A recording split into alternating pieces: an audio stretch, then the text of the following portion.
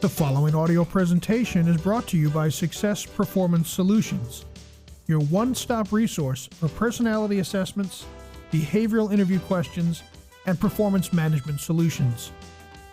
For additional information, please visit us online at super-solutions.com or contact us toll-free at 800-803-4303. Well, Aaron, one of the things that often comes up when companies start to look at reducing turnover is what the actual cost to an organization of a bad hire. Elaborate for me, if you would, on some of the things that make up the costs that go into a bad hire, and what are some ways to circumvent that? I think when most companies that ask us about that question, or we ask them about the question, do they know what it's costing to hire? They'll usually tell us about the recruiting costs, the cost of the classified, the cost of the job board, whether it's Monster, Career Builder, or a niche job site that they might have. And they might include a little bit of time that HR spends on it and some of their managers, but it's really not very comprehensive. So we recommend, we have a list of things and a worksheet, and we talk about, obviously there are costs of recruiting, costs and advertising, but there's also how much time does it take to screen the applicant. If they put it up on a job board and they get, let's say, 150 or 200 applicants, how much time do they spend to go through that, and whose time is it? Well, you see, that's something that I know a lot of times gets radically overlooked, if figured out at all. It's like, well, it's time, so it's not a check that we have to write, and it gets overwritten. So you're saying this is equally as important, if not more so, to figure out the time involved, the people having to deal with the whole process of replacing the employee. Well, sure. Most of the time, the screening is going to be done at a lower level, so it might be done by an hourly employee, it might be done by an HR generalist.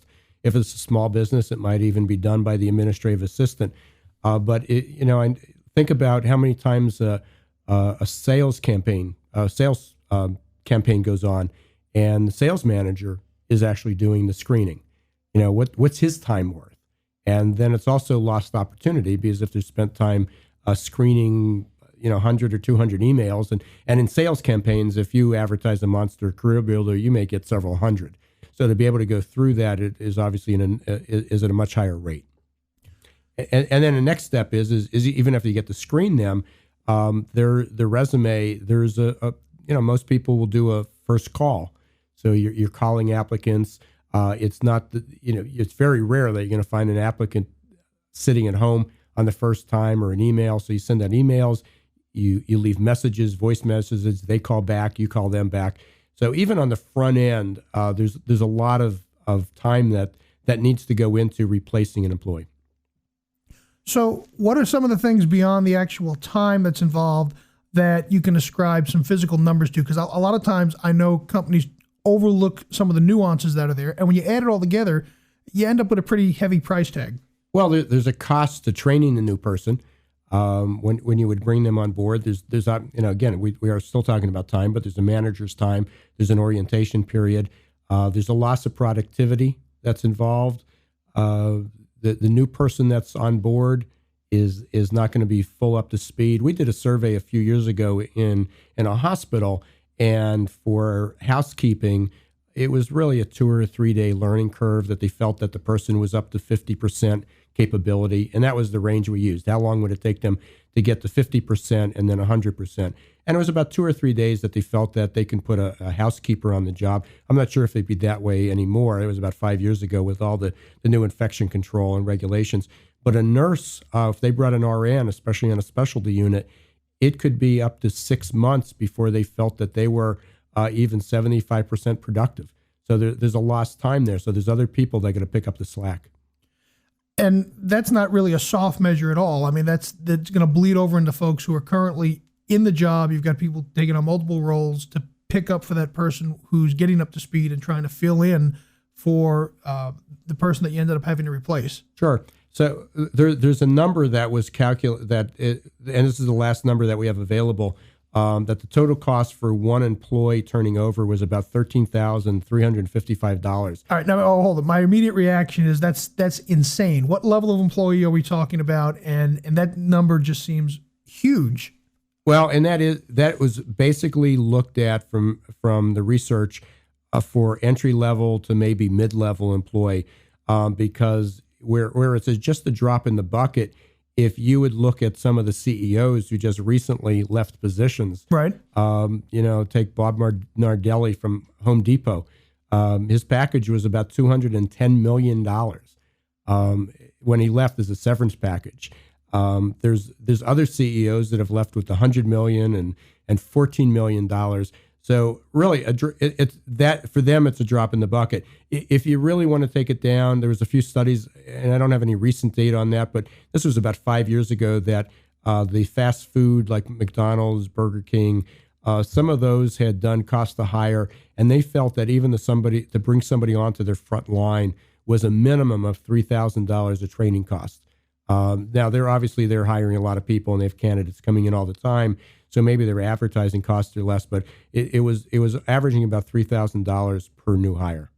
That's insane, and I'm sure that most people listening to this are shocked by the actual amount of that number. But when you do line item all the components that come into it, the time that it takes to recruit the person and sift through resumes, the time that's involved with actually doing interviews, hard costs such as advertising costs, it adds up. And those are really, very honestly, if that's what they're calculating, these costs will seem exorbitant, as you mentioned. But when you start think when an employee leaves and you don't have a replacement right away, there's other people you're paying overtime. There's people that are the managers who may be salaried are spending additional time. They're not getting other strategies done. There's a couple companies that we work with right now that a key person has either left or is on leave or is not in place yet, and strategies that are to be executed and implemented are not taking place. So at any level, if there is a vacancy or you have a new employee in that position, there's other people that are picking up the slack, which means you're either paying overtime or other things just aren't getting done that well. So when you start counting up recruiting costs, time to screen applicants and interview them, the resources to train someone new, the loss of productivity during the onboarding and the learning process, the costs that other people putting that overtime in and what jobs they're not doing, if you have moving costs to relocate somebody, and a host of other costs and resources that may be expended during this transition, $13,000 is probably not even enough for other than the lowest level employee. Incredibly eye-opening information. Thank you.